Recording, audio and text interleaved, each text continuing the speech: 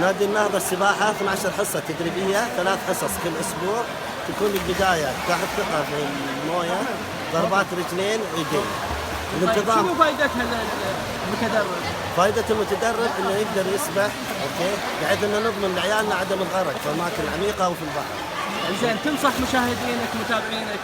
والله انصحهم ان السباحة من اللي وصى فيهم الرسول عليه الصلاة والسلام، وان له فوائد كثيرة، بتزيد يعني الثقة بالنفس، تزيد من المستوى الدراسي والادراك، وفي نفس الوقت تزيد اشياء انك يعني ما نفقد احباب لنا في مسبح او مكان ثاني.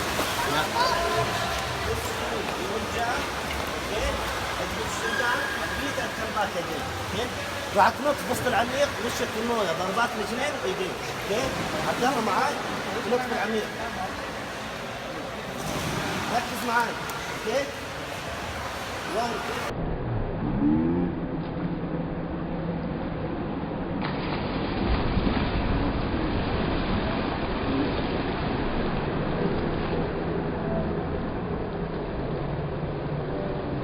تاخذ نفس قريب.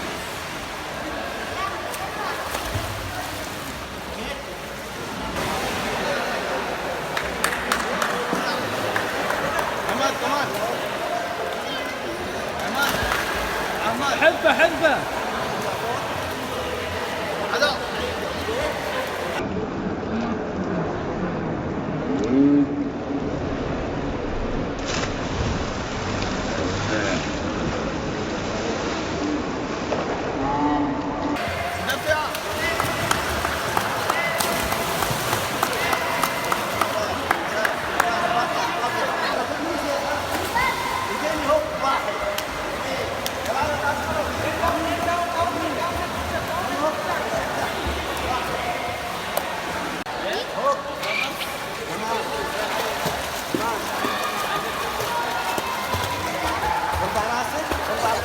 والله مرة يمين مرة شمال، يلا هوب، 1 2 يلا هوب كمان، خذ نفس مرة ثانية، يلا هوب، 1 2 يلا كمان، 1 كمان،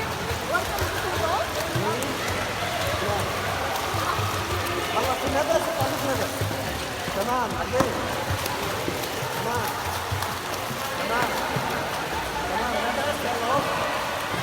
في نادي النهضة على طريق الدمام الخضر، حياكم الله.